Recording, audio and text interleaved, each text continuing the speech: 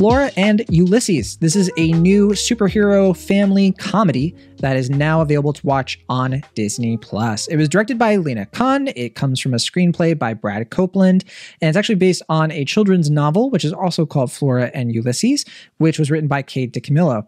It stars Matilda Lawler, Alyson Hannigan, Ben Schwartz, Anna Deavere Smith, and Danny Pudi, who I was not expecting to see this. Also Kate Micucci, who has a wonderful role, and a few surprises here and there, like Janine Garofalo and Evan Ainsworth, or Benjamin Evan Ainsworth, excuse me.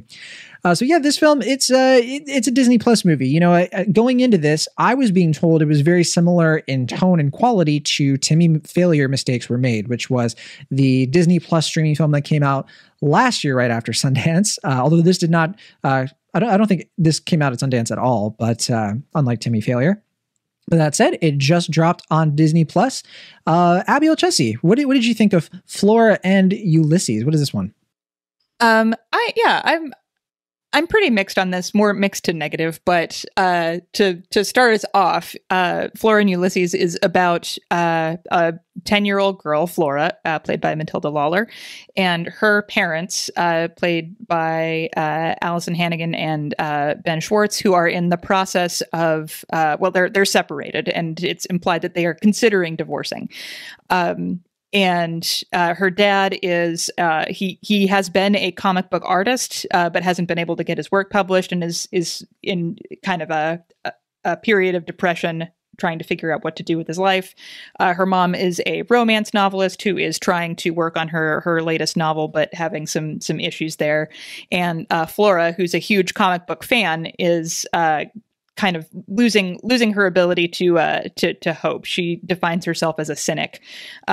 But hope kind of comes into their family in the form of Ulysses, who is this squirrel who gets sucked up into a neighbor's robot mower vacuum, I think, and comes out of it with some superpowers. And so Flora is kind of excited about the possibility of this and is trying to figure out what Ulysses's purpose as a hero might be. And it turns out that purpose is probably, maybe indirectly, but it does help in getting her family back together. She also has a very strange new friend living next door who is a temporarily blind young boy, who apparently is his blindness is psychosomatic, and we find out a little bit later as to why that is. That's a part of the story I was a little bit less clear on. There are some elements of this movie that I think are cute. The squirrel is super adorable. The effects there I think are really good. That doesn't necessarily extend to some other computer animated parts of the film, but at least where it counts, I think it works well. And Flora herself, Matilda Lawler, is actually quite talented as well. She's super cute and plucky and fun. And yeah, I think there are some parts of it that I think are fun, but a lot of it is overshadowed by just random shoehorning. Well, not random, it's there for a reason, but a lot of shoehorning in of references to Marvel and Star Wars. I think just because Disney wants to make us aware that it has access to those properties.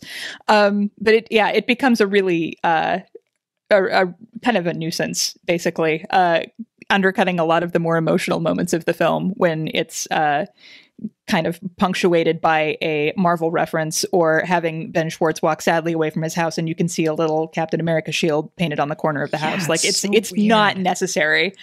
So that was one issue that I had with it. You know what's so weird about that? I have to say is just like they have all these Marvel characters, but then his original characters stick out all the more. Yeah, exactly. Yeah, it feels very tacked on. I'm also not a huge fan of William, the Benjamin Evan Ainsworth character, and his psychosomatic blindness, which what the heck? Yeah, it's very weird. It doesn't add. What year is it? I know, it doesn't add a ton to the story. It feels very dated, and then when you find out the reason later on what his kind of personal mental trauma is, it's really dark. And it feels like it kind of comes out of nowhere. So all that is to say, I think there is some appeal there, but it feels like a Disney Channel movie with slightly more of a budget. Feels like Will's gonna say it's not dark enough. I agree with you in that. Like, I was this is the film where I was kind of like, man, this is a little darker than I anticipated. Not like Timmy Failure level dark, where I feel like that film, it kind of fits because like the style of it is meant to be a little bit moody, but like this film, it's so like bright and beaming throughout, and then it'll just have like these weird like undercurrents of adult stuff or like adult themes that just, it feels more out of place or more jarring because they go so against the tone of the film otherwise, which is, you know, like this like, you know, upbeat kind of goofy squirrel movie, and then it's like these serious elements are trying to be infused inside. It's an odd little mix of a film, I have to agree. Yeah, it's like, I don't know. It's not that it's a bad idea for a movie. It's just that it's a bad idea. Okay, a superpowered squirrel who also writes poetry. Like, what is that? I mean, like, to be fair, I've heard the book is good. Like, I've heard it works on the page, but I haven't read the book myself. But it makes me wonder why. Yeah. It just feels like a lot of random stuff thrown together, kind of like what Abby was saying. Yeah, I was really bummed out by this because there's obviously good stuff in here. You know, particularly, I really like Danny Pudi and Kate Micucci's thing. I think like there's another version of this movie where we kind of just followed Danny Pudi as this like animal control. You know, he was like, you know, resigned in disgrace, and now he needs to like capture this super powered squirrel in order to, you know, a little bit of a Caddyshack thing maybe. Those were some where like little laughs came in. And it's weird because I don't even dislike anybody in here besides the blind thing. Like I agree. I think Matilda Lawler is just like this really fun kid. She has a lot of energy. You know, when she has like her little catchphrases of like wholly unexpected thing that happened. You know, it's cute and it's, you know, it's fun. It's nice for a movie like this. And I think Alyson Hannigan and Ben Schwartz work really well as her parents. I think that they're definitely like fitting well into these roles. There's warmth there. I felt for them. I really like it's weird and it definitely felt out of place, but I really like the whole scene where Ben Schwartz is just listening to Tom Jones, like in his workplace and just having fun. I was like, man, yeah, this is fun. This is cool. It's just like all this squirrel stuff and the plot is just very dumb. Like none of it really makes sense to me. And it just doesn't fit into a movie that I think could have been a lot better. But yeah, we can do general thoughts, I guess. Yeah, I'm kind of two minds in terms of like other movies that have done this well. I feel like there's a throwback here to like kind of very weird animal centric films from like the 80s and 90s. Like there's kind of a Harry and the Hendersons vibe here too, which is, I mean, not bad. I think those are movies where some of those same characters exist and exist more effectively. I think there are also movies that have cute animated characters in them and manage to illuminate more serious issues. Like the Paddington movies is a perfect example, not to bring everything back to like two of my favorite movies in the world, but that is a movie that or both of those are movies that manage to balance individual characters' personal growth with a character who brings joy and magic into the world. And so there's and there are also just like really good masterclasses in how to write characters like this efficiently. So I think part of the frustration there is that there are examples of this that are good. It's not necessarily like this was an insane hurdle to leap. It just feels like the effort wasn't there. Yeah, unfortunately, I have to agree with you. I think that's the case. And yeah, Will, you haven't talked too much yet. I know that your expectations were kind of like Timmy Failure, maybe not like the same level as that movie, but it sounded like you were hoping this would be on that level. But yeah, it doesn't sound like that happened for you. Yeah, I mean, we a friend of the show, Charlie Ridgely, I guess, gave us a false hope in thinking that this movie was as good, if not better, than Timmy Failure. Mistakes Don't Were throw Made, Charlie under the bus. Come on. You're the one that told me this. I mean, I'm just saying that like he was the one that kind of, and I'm just saying I'm not trying to throw him on the bus. Rather, I'm saying if you like the film, check out his review or his thoughts on it, because I'm sure they'll echo yours. Like, if anything, I'm trying not to be too negative because I want to give him a spotlight to share whatever he felt was worthy of the film. But I'm just saying that I guess he felt that this movie was of a similar vein or of a similar caliber. And I just think it's not. Like, I think it's trying to be something different, but also kind of trying to be the same thing. And it's weird because like it has kind of like a similar kind of dark humor and kind of like a moodiness or a stylistic choice to it that feels like it's kind of in that vein at the beginning of the film. But then like Abby was mentioning, like it favors being more of like a high budget Disney Channel movie for the majority of it, which is, it's just like this kind of odd, like, yin and yang feel to it that just doesn't really, I think, come together in a way that feels super effective. And I'm not 100% sure why that is, because like you're saying, John, I think the cast primarily here is good. Like I do agree that the lead here, Matilda Lawler, is a good, little way to like get us into this odd story, and her enthusiasm for this character and the story that's telling. I think it makes it a little bit more endearing than it might have been otherwise. And I will say she looks quite a bit like Alyson Hannigan, to the point where I looked up to make sure that she wasn't actually her real daughter in real life, because I do think they share a similar look, which I think, from a casting standpoint was... I don't see that. Really? I don't know. I thought, at least in some scenes, I was like, they look like I could believe that was her daughter, but you disagree? I can believe it. Well, not in real life. I would never. I don't know what you're saying there, but I'm not a biologist. I don't know. Maybe if I rewatch a film and I didn't see that, I don't know. But I will say, I think casting wise, it is weird. They have like some high caliber people that don't really get utilized. In addition to all the DuckTales people we mentioned, there's also Gina Garofalo, who's like, a cameo. And I thought she was going to play a bigger part in this, and then she just disappears for the rest of the film, which I thought was odd. And then, similarly, Nancy Robertson is also here for like 2 minutes and then disappears, which I thought that was also... Yeah, and Bobby Moynihan Bobby Moynihan, yeah.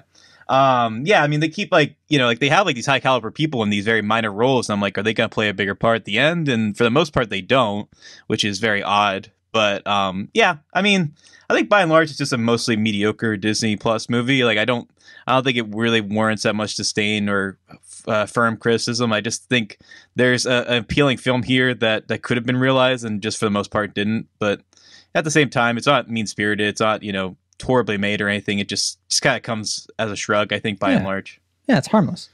I think for me too, like my two main criticisms is because like I think a lot of the film would have been fine if it had just gotten these two things right. Then I think everything else would have been way more enjoyable for me. First of all, it's supposed to be like a superhero squirrel movie, but it never really becomes that. Like it just never really, like story-wise, it just never really fully tilts into what if a squirrel had superpowers. It just kind of is an incidental thing that this squirrel can sometimes do somewhat super powerful things. And it takes a while for it to really manifest, and to the point where I was like, what's the point of it? Like, it doesn't really serve the story at all. It's like, you don't even need the squirrel to have superpowers. It can just be like a quirky squirrel that family like starts to love. I don't know. And then also, I just don't get Flora. Like, she was a very confusingly written character. I think Matilda Lawler is like doing a great job of like bringing a lot of energy and fun to her, but like she keeps saying things like, I'm cynical, I'm a cynic. And like, she has this like mentality that is very like, not very personable, but then like, that's not really what the character is, because she is pretty personable. She's not cynical at all. And I wasn't sure if like the point was she thinks she's cynical. If that's the case, it doesn't come through at all. I don't know. The character didn't make sense to me, like writing wise. I'm glad you mentioned that, because I kept imagining like Flora trying to sit at the same lunch table as Timmy Failure and like trying to like, have his energy and stuff. And he like has these like candy cigarettes. It's like, you don't want this kid. Just get out of here. Abby, did you see Timmy Failure? I have not, but now I really want to. So he had candy cigarettes? He's just very hard boiled. Yeah. Okay. Right. Okay. Yeah.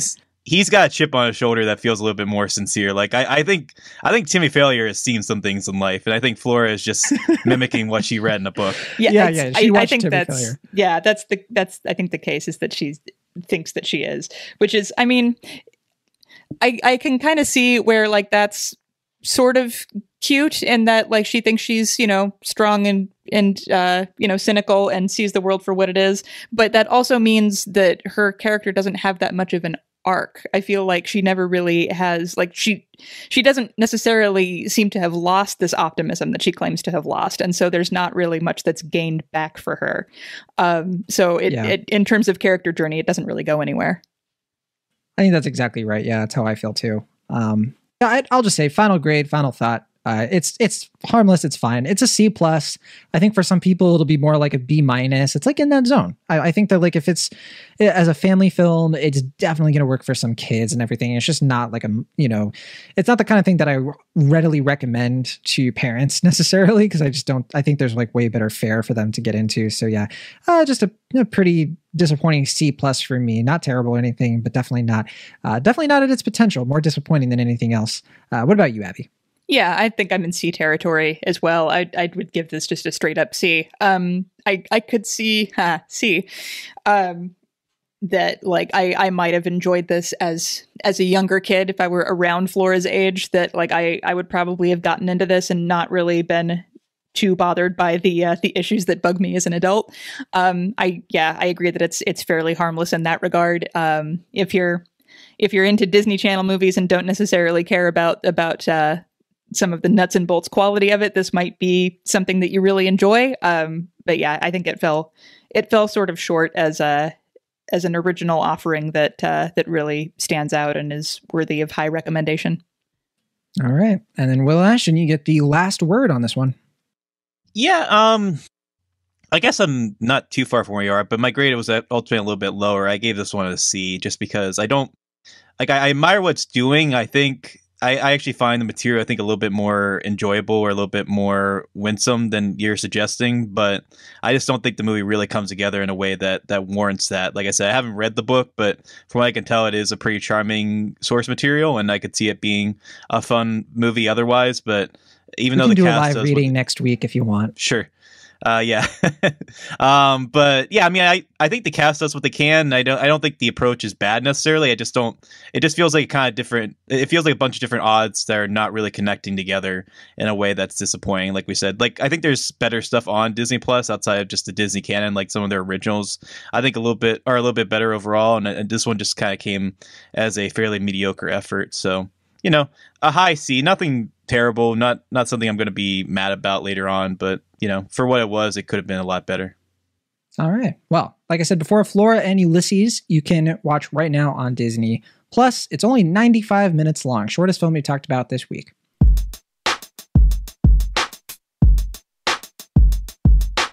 Thank you so much for listening to our show. Be sure to subscribe to Cinemaholics on your favorite podcast app of choice or find us on YouTube. See you all next time.